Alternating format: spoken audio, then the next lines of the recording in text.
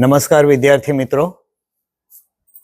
આજે આપણે ધોરણ 10માં ગણિત વિષયમાં પ્રકરણ 4 દ્વિઘાત સમીકરણનો અભ્યાસ કરીશું.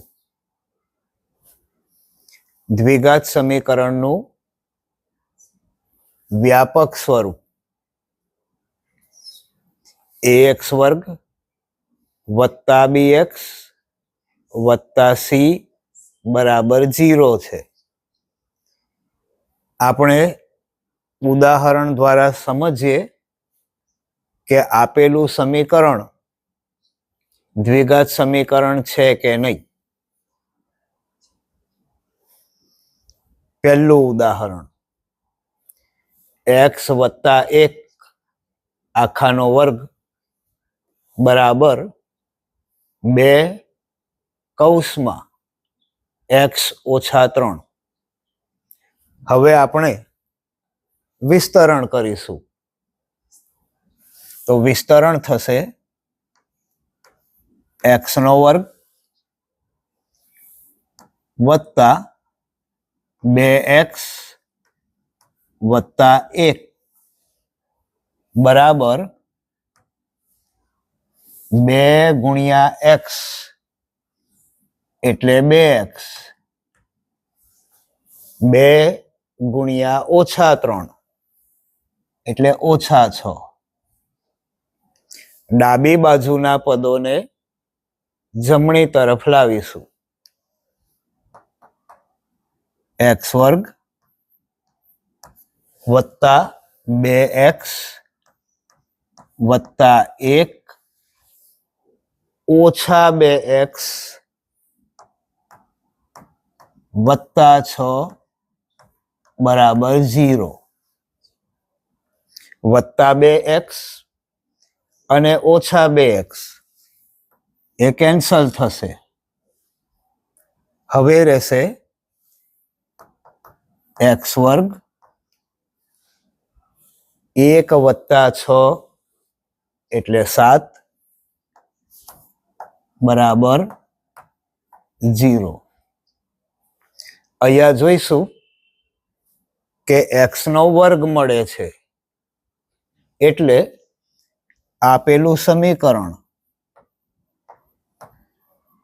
દ્વિઘાત સમીકરણ છે. બીજું ઉદાહરણ જોઈએ. એક કૌંસમાં x ઓછા 2, બીજા કૌંસમાં x વત્તા 1 બરાબર x ઓછા 1, બીજા કૌંસમાં x વત્તા 3. આનું વિસ્તરણ કરીએ. x ગુણ્યા x એટલે x નો વર્ગ થાય. x ગુણ્યા વત્તા 1 એટલે વત્તા 1x થાય. ઓછા 2 ગુણ્યા x એટલે ઓછા 2x મળે.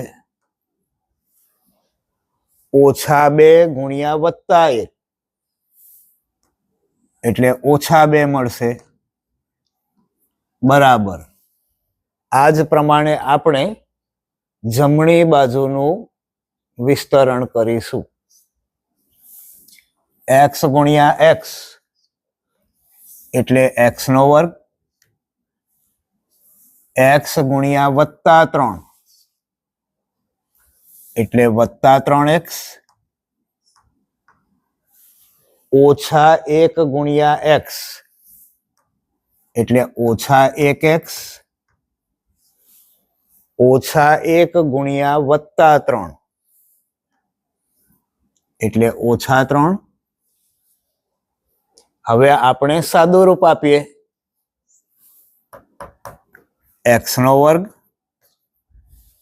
વત્તા 1x ઓછા 2x એની બાદબાકી થાય ઓછા 1x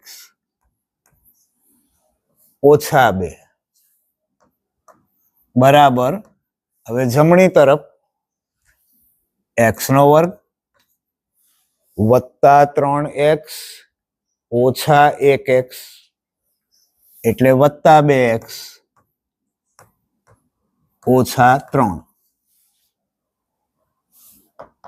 બધા પદોને ડાબી બાજુએ લાવીએ તો x વર્ગ ઓછા 1x ઓછા 2. આ બધા જ પદો ડાબી બાજુએ લાવતા એની નિશાની બદલાશે તો ઓછા x વર્ગ ઓછા 2x વત્તા 3 બરાબર 0.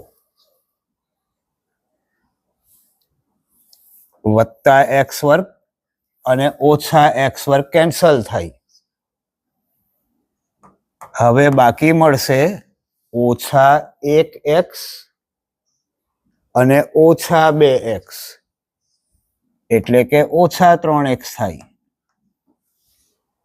વત્તા 3 ઓછા 2 એટલે વત્તા 1 થાય બરાબર 0.